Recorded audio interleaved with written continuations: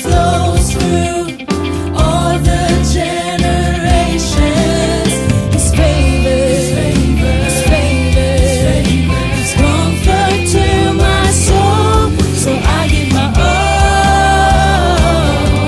I'm counting the days that you've been faithful. Gotta give my praise to you. I'm counting the blessings, no more stressing, 'cause you move like you always do. So I stand up, take my place as a child of God. I'm counting the days that you've been faithful. Gotta give my praise to you. In every season, His provision. He is more than enough. More than enough. His forgiveness gives freedom. Chains are falling down. His favor, His favor, His favor, His favor, His comfort to my soul. So I give my all. Come on, lift your hands. You've been faithful. Gotta give my praise to you. I'm counting the blessings, no more stressing, 'cause you move like you always do. So I stand up, take my place as a child of God. I'm counting the days that you've been faithful. Gotta give my praise to you. Hallelujah, God. Woo! Oh God, to you I give my praise. Are you ready to dance for the Lord today? Come on, say I give my praise. I give my praise. I give my praise. I give my praise. I give my praise. Come on, give him your praise. I give my praise.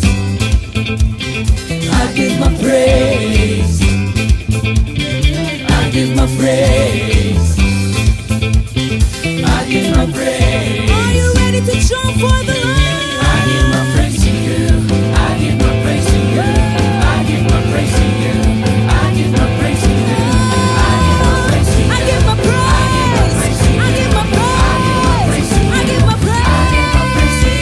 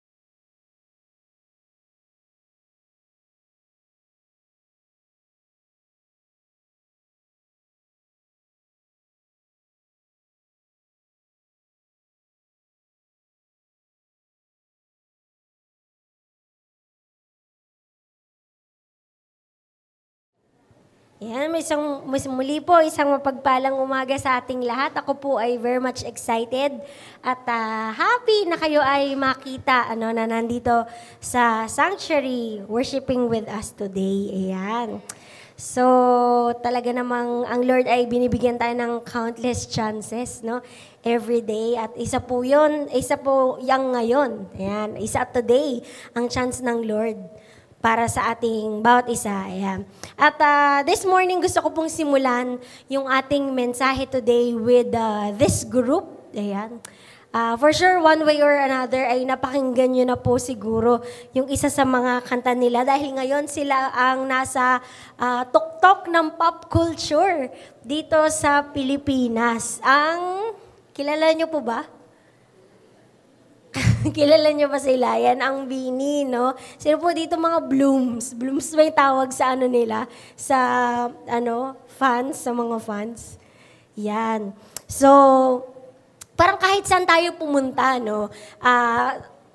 Ako personally, kahit sa palengke ako, nasa kainan, nasa mall, yan, talagang patok na patok at pinatutugtog yung kanilang mga kanta. And ito lang graduation, no? Yung mga graduate ngayon, mga junior and senior high, isa sa mga patok na kanta nila ngayon sa graduation, ang Karera. Yan, Karera. Familiar ba sa inyo itong song na to, no? Karera. Yan, maganda naman yung paalala, no, ng paalala. Mapakaganda naman ng lyrics, no, nitong Karera na paalala sa mga kabataan na dahan-dahan lang, no, buhay ay di karera. Di ba sabi nga ng Bini, huwag mag-alala, buhay ay di karera. Yan. Madalas pong nahihalin tulad yung ating buhay sa isang karera. No? Nahalin tulad yung ating buhay sa isang karera. Kasi lahat naman po tayo ay tumatakbo. No? Lahat tayo tumatakbo. Lahat po tayo may iba't ibang pinagdadaanan. Di ba? Some are on the tracks. Others are on the trail, no? Iba-iba yung ating pinagdadaanan. Lahat tayo merong goal sa buhay at ang goal natin ay maabot ang finish line or ang dulo nito, no? So, maging sa Biblia, ay ito din yung sentimento ng author ng Hebrews o yung manunulat ng Hebrews. At ito po yung title ng ating mensahe for today, Karera, na makikita in Hebrews chapter 12 verses 1 to 2. Hayaan niyo pong basahin ko sa inyo, no? Ito po ay NIV.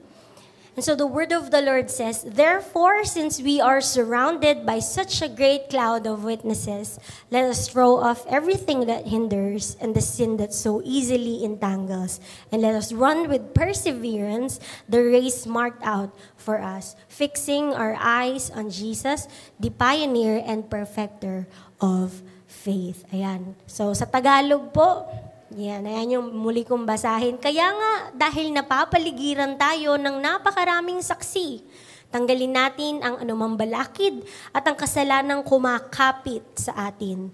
Buong tiyaga tayong tumakbo sa takbuhing nasa ating harapan. Ituon natin ang ating paningin kay Jesus.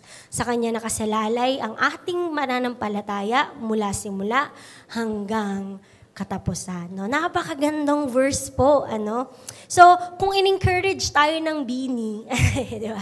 Kung in-encourage tayo ng Bini na magdahan-dahan lang dahil buhay ay hindi daw karera, ang author naman ng Hebrews, in-encourage naman tayo na magpatuloy. No? Magpatuloy sa takbuhin natin or sa Christian race. Well, originally, ang book po ng Hebrews ay isinulat, no, sa mga grupo ng Kristiyano na dahil sa napakatinding persecution ay natatempt na sila to go back to Judaism. No? Gusto nilang bumalik sa root nila ng pananampalataya at i-ditch or ang tawag dito, talikuran na. Yan, talikuran na yung kanilang pananampalataya kay Jesus. Kaya nga kung babasahin niyo po yung buong book ng Hebrews, no, yung author ng Hebrews ay ini-explain niya kung papaanong mas higit si Jesus. Parang piliin niyo si Jesus, binibida niya si Jesus kasi si Jesus ay mas higit,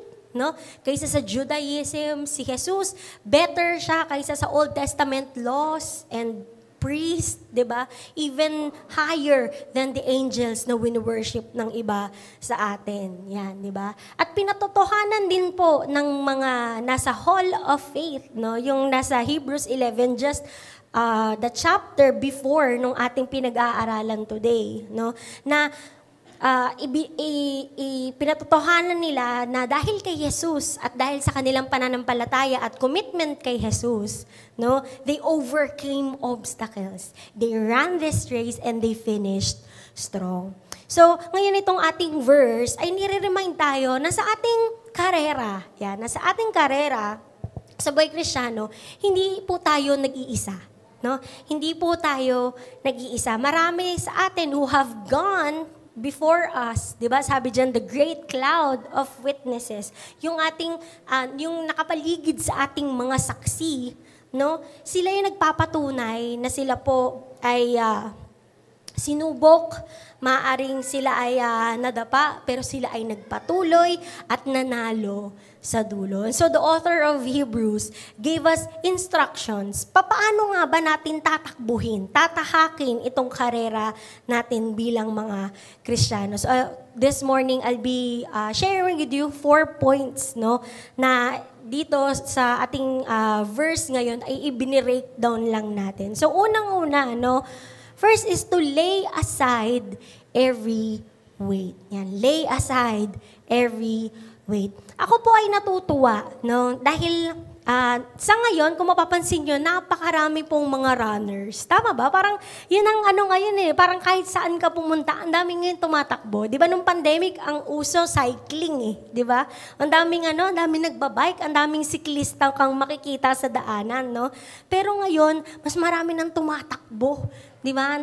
Diyan isa sa mga sikat ngayon na takbuhan dyan sa Vermosa. Di ba tuwing Saturday, kung mapapadaan kayo dyan, ang daming nagja-jogging, di ba? Dito na lang sa atin, dyan sa Chera, no? O kaya doon sa Service Road, dami mong makikita dyan pag Sabado, no? Ang daming mga tumatakbo, nag-exercise, nagja-jog, yan. So, pansinin nyo yung mga runners, yan, yung mga tumatakbo, sobrang minimalist nila, no? Generally, ang suot ng mga runners, mga shorts, dry fit na t-shirt, no? Tank top, or shoes lang, ganun lang. Anything na lightweight, di ba? Kasi para sa kanila, kailangan minimal lang at saka light lang dapat. Because you don't want anything to weigh you down kapag ikaw ay tumatakbo. And it is true, no? Same sa buhay din natin na Kristiyano, di ba? To run the race, we must not let anything weigh us down, di ba? We must not let anything weigh us down. But unfortunately, marami pa rin po sa atin ang tumatakbong madaming bit-bit na bagahe. Tama ba? No? Marami pa rin sa atin ang tumatakbong maraming bit-bit na bagahe.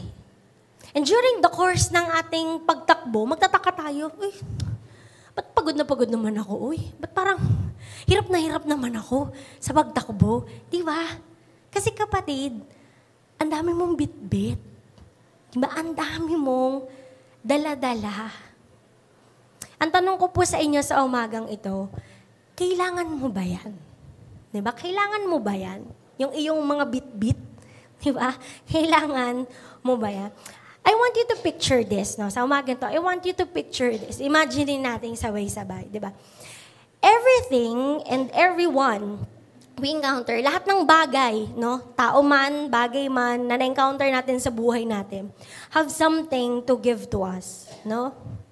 And it's either a gift o pwedeng basura. No? Lahat ng bagay sa buhay ng tao na dumadating sa atin, na encounter natin, they always give us something. And it's either a gift o pwede din namang basura. And it's up to you. Nakadepende yan sa'yo.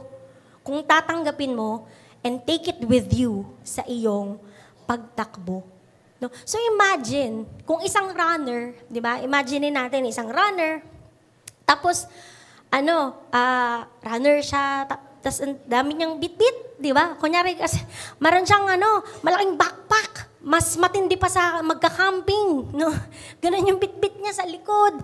Tapos, alam niyo yung gym bag, no? Yung malalaking ganun, yung mga pang-varsity, dalawang ganun yung bit-bit niya. Tapos biroy mo runner siya, pero may bit-bit siyang ganun. Di ba? Kung isipin mo, pwede mo namang ibaba. Pwede mo namang wag dalin.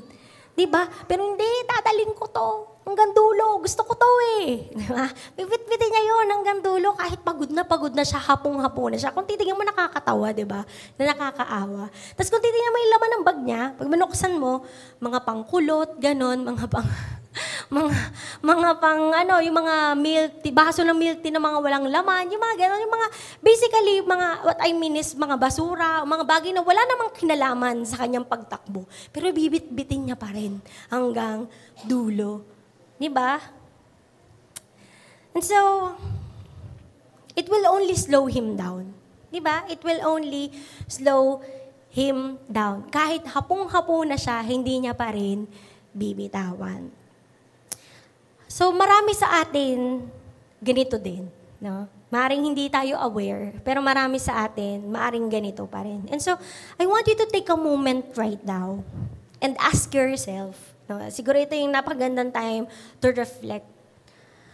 Is there anything in my life right now that is weighing me down spiritually? No, meron bang bagay sa buhay ko ang nagpapabagal ng aking takbo o naghihinder sa akin para makatakbo sa buhay na ito? Is there anything in your life right now that is weighing or dragging you down? Maybe it's bitterness, no? Kung paano kang tinrato ng ibang tao, or yung unwillingness mo para magpatawad. Ako, kapatid, napakabigat na dalahin yan. Yung weight ng unforgiveness. Hindi ka talaga makakatakbo ng maayos sa buhay na iyon tinatahak. Diba? Kasi hindi lang, kung iisipin natin, pag di tayo nagpatawad, parang hindi, siya lang naman yung maapektuhan kasi hindi ko siya pinatawad. But you carry the weight too. Diba? You carry the weight too. Nagpapasan ka rin hanggat hindi mo ibinababa at di ka nakakapagpatawad. Or maybe, it's some people, no, who are dragging us down spiritually. Pwedeng isang tao o pwedeng grupo ng mga tao that as long as you keep maintaining an active fellowship with them, you might not be able to run because they're dragging you down. Diba? At maaari na sila yung reason why for several years now, kahit ang tagal-tagal mo ng Christian, parang surface level Christian ka pa rin. Parang hindi ako lumalalim, di ba? Because they could be dragging you down. Or maybe, no, what's slowing us down is a love for something sa mundong ito na sobrang tindi na hindi na tayo makasunod sa kalooban ng Panginoon, di ba? Sabi nga ng Panginoon, sabi nga ni Jesus in Matthew, di ba? You cannot serve two masters. You cannot serve two masters. So, kailangan mong mamili sa dalawa, alin ang dapat mong i-please. Di ba? Or maybe, it can be something good. No? Good. Bakit good? Di ba, dapat okay nga yun? Good, no? Pero paano ako mai-slow down ng isang bagay na good? Alam nyo, hindi ko to malimutan, no? Ito yung isang mensahe ni Pastor Dan. Actually, wala siya, hindi natin siya kasama today. So, isang message ni Pastor Dan, sinabi niya to nung youth camp days namin. No? Hindi ko malimutan. Sabi niya, habang tumatagal ka, habang lumalalim ka sa buhay Kristiyano, sometimes ang labanan hindi na between good or bad. Diba? Kasi ang kalaban, alam niya naman na laging good ang pipiliin mo eh. Di ba? Laging good ang pipiliin mo, laging si Lord ang pipiliin mo. Pero sometimes, ang labanan sa buhay Kristiyano, lalo na pag lumalalim ka na, is between good, better, or best. No? Good, better, or best. What if this something good is hindering you from God's best? What if this something good is hindering you from God's best? Diba? Pero kung gusto mong mag-settle dun sa good, kasi good na yun eh, okay na yun eh. Diba? Wala namang masama dito eh, good naman to yung upo. But it could be slowing you down in receiving God's best. Kasi meron pang best na nilaan ng Panginoon para sa'yo. But you choose to settle for the good. Okay na to. Diba? Maaring trabaho, okay na to. Diba? Pwede na tong trabaho na to, pero may God's best pa para sa'yo. No? And it could be slowing you down. Diba? Or maybe it could be a sinful habit na para siyang cancer sa ating spiritual life. No? Sabi nga ng author, diba, sa Hebrews, let us lay aside every weight, throw off everything that hinders, and the sin which so easily entangles. Sa NIV. Sa NASB, binanggit ay easily ensnares, no? And it translates to the original word na euperistaton. Yan. Ibig sabihin po ng euperistaton, skillfully well-planted, encompassing, surrounding, serious hindrance that hampers someone who desperately needs to advance. Another meaning, well-standing surround, thwarting a competitor or racer in every direction. So, dinescribe dito ang kasalanan bilang isang bagay na pinagplanuhang mabuti and skillfully para halinahin o itrap ang isang nais tumakbo. No? It surrounds you, napaliligiran ka nito in every direction. So, ang plano talaga nito ay ihinder ka para ikaw ay makapagpatuloy sa pagtakbo. Kaya nga kung papansinin po natin, maraming kasalanan, no? There are sins that are so hard to get out of. 'Di ba? Ang hirap matanggal sa sistema kapag lifestyle mo na itong kasalanang ito. Para itong kumunoy na parang the more na gusto mong kumawala, the more na hinihila ka pababa, no? Imaginein po natin yung para siyang trap, alam niyo yan, yung mga trap na sineset ng mga hunters pag gusto nilang manghuli, no? Para siyang ganun, di ba ang ginagawa ng mga hunters, nagpapain sila ng pagkain, something na ang mabango, di ba? Ang sarap kainin, gusto ng mga animals, di ba? Nagpapain sila and then after, pag kumagat na yung prey, saka sila itatrap. Diba? Ganon din ang kasalanan sa buhay ng tao. It doesn't look like sin, hindi siya mukhang kasalanan, no? Ito ay itatago ka sa isang anyo na parang kahali-hali na. And the goal is to trap you para hindi ka makapagpatuloy, no? Para mahinder ka, dun ka lang. Diba? Kaya kapatid, kung hindi ka maingat on how sin works sa iyong buhay, you will be hindered to run the race, no? Or maybe what's slowing you down is wala doon sa ating nabanggit, no? And so now is the right time, the perfect time to ask the Holy Spirit na ipakita sa atin ano ba itong mga bagay sa buhay ko that I need to throw off, no? Mga bagay sa buhay ko that hinders me to run the race. And by the power of the Spirit, 'di ba? Ask help, no? Para makaya nating tanggalin ang anumang balakid so that we could run unhindered.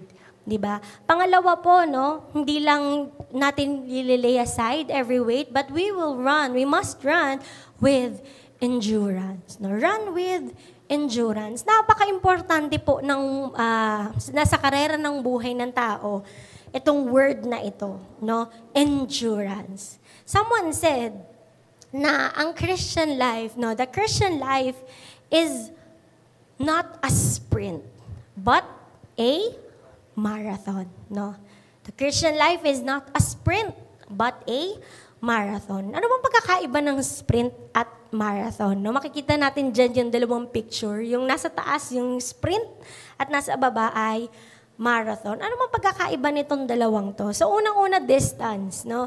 Ang sprints ay short distance races, typically ranging from 60 meters to 400 meters. Maiksi lang po siya. Sa track siya ginagawa, no?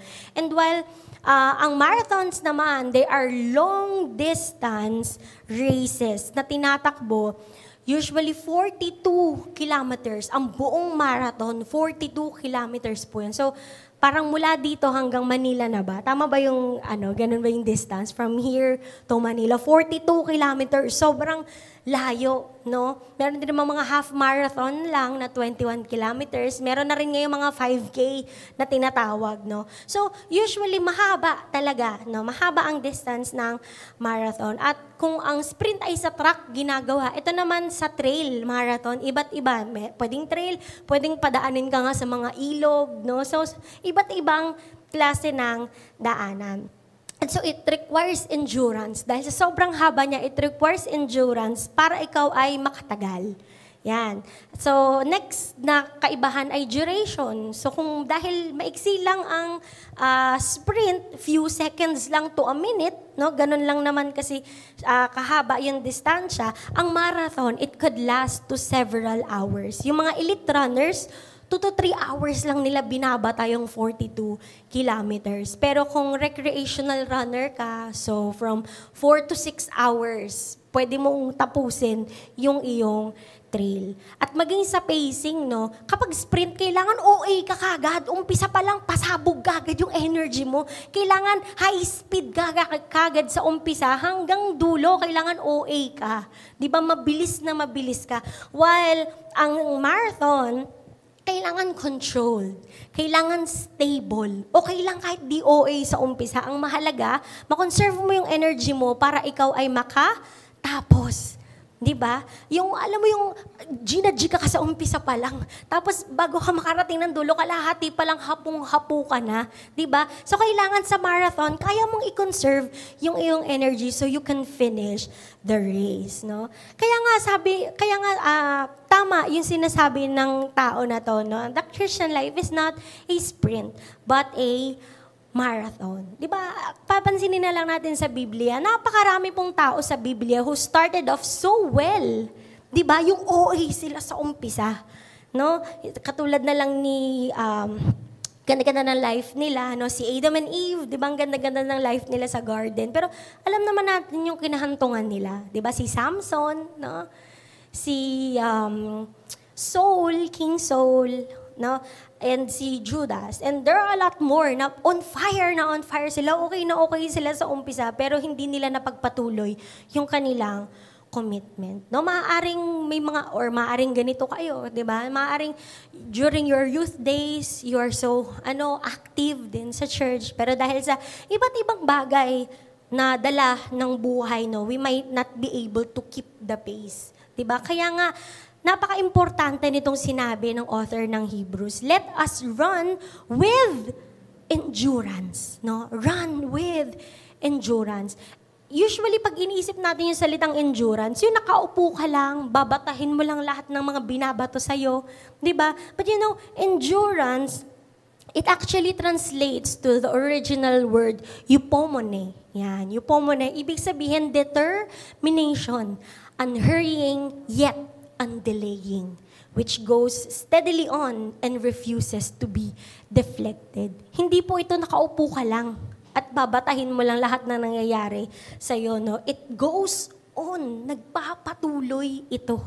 Nag-forward ito and refuses to be deflected. Consider Jesus, no? Si Jesus hindi naman siya OA kagad sa umpisa, no? Yung baby pa lang siya, gumagawa na siya ng mga miracles, ganun, di ba? Kilala na siya agad ng mga tao. Hindi ganun, di ba? In fact, no, hindi pa nga siya nag-start ng ministry. He got ready. Niready niya yung sarili niya until he was 30 years old, di ba? But kahit ganoon, no, yun nangyari kay Jesus. He ran the race until the very end. Di ba? Ano yung sinabi sa verse natin? He endured the cross hanggang dulo, scorning its shame para sa mga taong nais niyang iligtas at para matupad ang kalooban ng Diyos Ama. Di ba? So, it's not how fast you start or it's not even about how fast you go at certain areas or certain points ng iyong mga buhay. It's that you keep going on. Ikaw ay nagpapatuloy and following Christ until you finish the course He gave you to run in this life. Amen po ba doon? Diba? So, again, speaking of being fast, no? Siyempre, medyo synonymous sa the word fire and passion, diba? Kapag mabilis ka, ka, go ka kagad ng go, diba? A lot of Christians yearn for the fire. No? Yung burning passion, yung mga mountaintop moments natin, gustong-gusto natin yan sa buhay. Well, wala namang masama, no? Na nais natin na lagi tayong on fire. But, you know, the truth is, this fire might one day burn out. No? This fire might one day burn out. Kaya, kapatid, wag mong iangkla yung iyong faith, yung iyong paglilingkod sa Panginoon sa apoy na ito. No? Huwag mong iangkla yung inyong pananampalataya sa mga mountaintop moments na to because this is only a moment. No? It might burn out and it will not last. Pero kahit na hindi dito nakasalalay sa fire na ito yung ating pananatili sa Panginoon, still learn to keep the flame burning, 'di ba? Learn to keep the flame burning. Fan that flame, 'di ba? Yun yung actually ibig sabihin ng endurance, no? Yung ibig sabihin ng endurance, may time nagga-bonfire yung iyong apoy, no? Pero may time na gakandila. But what matters is that you keep the flame burning. No, you keep the flame burning. 'Di ba? It may sound hard to think na papaypayan ko to, kailangan tuloy-tuloy, kailangan on fire ako lagi. Di ba parang ang hirap alagaan ng flame, paypay ka ng paypay. Pero let me tell you this, no? This is a reminder for all of us to keep the flame burning just for now, no? Just for today, no? Just for today. Just get up and read your Bible for today, no? Basa ka, tayo ka, basahin mo yung Bible mo, pray ka for today. Huwag mo na munang isipin yung, kailangan araw-araw ako nagde-devotion, kailangan araw-araw ako nagpe-pray. Diba? Just for today, yung ngayon yung isipin mo. Get up and pray today. Get up and read your Bible today. Simba ka lang today. Diba? Just show up for your ministry and for your fellowship today. No, wag mo nang isipin, ilang session pa to na CLDB, 3 buwan pala to, tas may 1, 2, 3 pa, tas pagkatapos nito may ano pa, ang dami naman, di ba? Just for today, yung ngayong week lang, atinan mo, di ba? Or, even the sin na ilang taon mo nang you want to get out of, di ba? Just say no to that sin today. If you feel like, eto na, natitrigger na ako, matatempt na ako, go out. Diba? Iwasan mo lang just for today. Sabi ka sa Matthew, diba? Do not worry about tomorrow kasi yung tomorrow, bahala na siya sa buhay niya. No? For tomorrow will worry about itself. Diba? Yung ngayon, yung iyong alalahanin, diba? Pray today, read your Bible today. Tapos pagdating ng bukas, yung today lang isipin mo. Pagdating bukas, yung today pa rin ang isipin mo. And it goes on and on. That's how you run with endurance. Diba? That's how you run with endurance. Pangatlo po, no? Hindi lang we will run with endurance, but we will run our own race. No? Sabi dito sa verse natin, run the race which is set before you. Which is set before you. When we think about race, ang usually iniisip ng mga tao sa karera, we think about competition instead of completion. Diba? We think about competition rather than completion. Ay, kailangan mas mabilis ako sa kanya. Kailangan mas magaling ako sa kanya. Diba? Kailangan maunahan ko siya. No? Rather than, kailangan matapos ko to. Diba? Kailangan matapos ko ito. Though we are running in the same race as we all are following Christ, di ba? Pare-paras tayong mga anak ng Diyos. But in another sense, meron ding particular na race na inilatag ang Panginoon para sa'yo. And my race might be different from your race. Yung pagkakatawag ko, no, sa buhay na ito, iba sa pagkakatawag mo, iba din sa ibang tao. Di ba? Some of us, we're running the race through disappointments, no? Sa ibang tao, discouragement sa mga life events. Ang tagal-tagal ko na, ba't parang hindi pa rin to nangyayari sa buhay ko? Bakit ganun, di ba? No? So, we run this race through disappointments in life. Or some of us run the race with health difficulties, no? Or some of us, meron dala-dala, pasan-pasan na tao na may health difficulty. Diba, we're running this race with caring for our family members na merong karamdaman, no? So, iba't iba, no? Iba't iba yung ating pinagdadaanan sa karerang ito. And when the time comes, hindi naman tayo huhusgahan by somebody else's race, but how we run our race. 'Di ba? Will not be judged by somebody else's race, but how you run yours. No? Naalala ko si Peter sa dulo ng Book of John. Sometimes nung binasa ko ulit ito, sometimes sa Biblia talaga may mga comedy din, no? In John 21, sabi sa last chapter ng John, sinabi ni Jesus kay Peter, magkausap si Peter at si John. So, si Peter at si Jesus, no? Sabi ni Jesus kay Peter, alam mo Peter, magkakaroon ng time, no? Magkakaroon ng time sa buhay mo, sa karerang ito, where you will get older at ibabind ang iyong kamay at dadalhin ka to places where you don't want to go. Pero sabi ni Jesus, follow me. Yun yung sabi niya kay Peter. No? Maraming mangyayari sa buhay mo, but follow me. Tapos nung nakita ni Peter, si John, na paparating, sabi niya kay Jesus, Lord, paano siya? No? Paano siya? Di ba parang sinasabi ni Peter, Lord, maghihirap ako sa pagsunod ko sa'yo. Paano siya? Di ba? Parang familiar ba? Na minsan may mga ganitong moments tayo. Bakit ako, Lord, kailangan lagi akong a-attend? Tapos siya, di ba, baka siya pabura-burakay na lang. Di ba? Bakit siya? Paano siya? Parang di yata siya di ba? Minsan may mga ganun tayong moments, no? Pero alam niyo, nakakatawa, no? Nakakatawa na may mahanap kang ganitong light moments sa Biblia. Sa Tagalog, yung kinuha ko dito, hindi ko na nilagay, no? Sumagot si Jesus doon sa sabi ni Peter. Sabi ni Jesus, kung nais kong mabuhay siya hanggang sa pagbabalik ko, ano sa iyo? Di ba? Talagang, ganito yung sabi ni Jesus, no? Talagang word for word, no? Kung nais kong mabuhay siya hanggang sa pagbabalik ko, ano sa iyo? Sumunod ka sa akin. Di ba? Yun yung sinabi ni Jesus kay Peter. So basically, sinasabi ni Jesus dito, alam mo ikaw, Peter, huwag ka na masyadong magpadala o tumingin sa karera ng ibang tao. Basta ikaw, sumunod ka sa akin, yun ang mahalaga. Diba? Huwag mo na tignan si John, kung ikaw, yun yung mangyayari sa'yo, hayaan mo siya, mayroon ding mangyayari sa kanyang di natin malalaman. Diba? Hayaan mo siya, mayroon siyang sariling karera. Diba?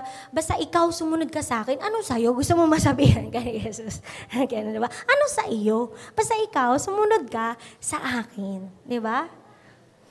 And lastly, no, na dapat natin gawin is to fix our eyes on Jesus. Diba? Fix your eyes on Jesus, the author and perfecter of faith. Sigurado ako maraming nakaka-relate dito, no?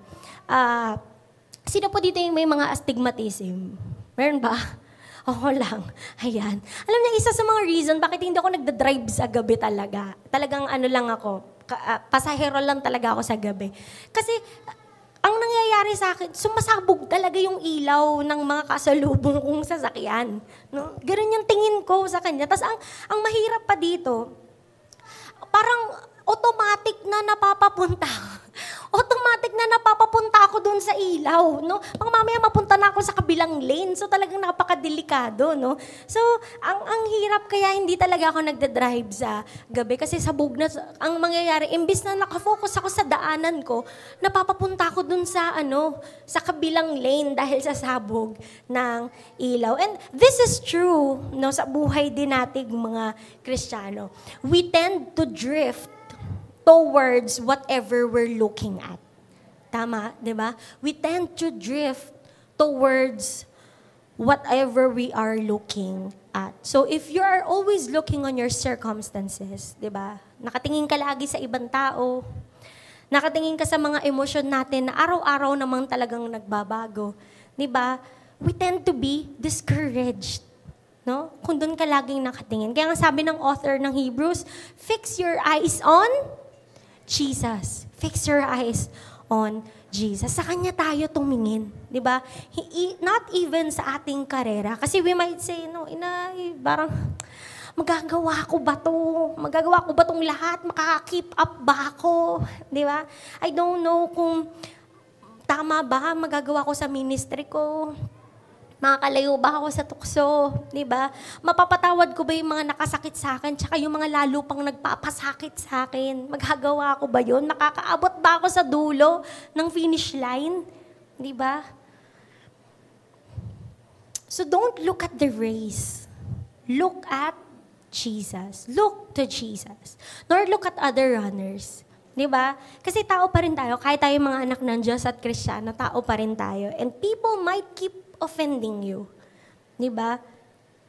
Pwedeng maging inconsistent ang mga tao sa'yo at sa ministry nila. Pwede silang maging hypocritical sa mga sinasabi nila. Diba? They might disappoint and discourage you. So, if you look to them, what they do or they say, you might turn away from the church. Or worse, baka kay Lord ka mismo mapalayo, di ba? So don't look at other runners kasi meron din silang sariling karera. Just run after Jesus. No, just run after Jesus. And He will never disappoint you because He is faithful and trustworthy. Tayo pong lahat ay tumayo.